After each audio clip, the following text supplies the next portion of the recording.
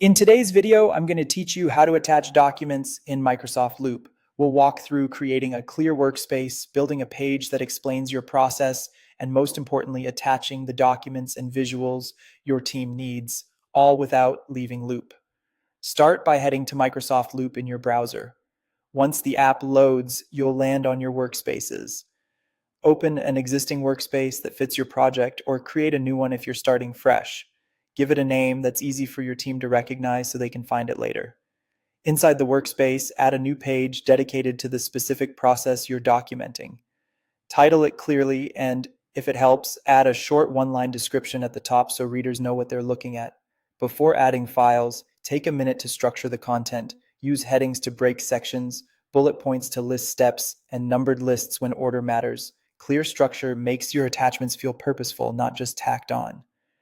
To make the page interactive, type the / to open the insert menu. From there, drop in a table to track items, a task list to assign owners and due dates, or a checklist for quick verification. These elements update in real time, which keeps everyone aligned as the work evolves. Now let's attach supporting materials. Drag and drop images directly onto the page, or paste a video link to embed a walkthrough for complex steps. When you need to include documents, upload files like PDFs or Word documents so they live alongside the instructions.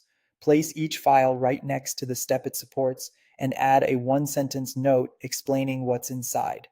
If you have multiple versions, include the date in the file's label to avoid confusion. Large files may take a moment to render, so give them a second to finish processing before you move on. When the content looks good, share the page with your team.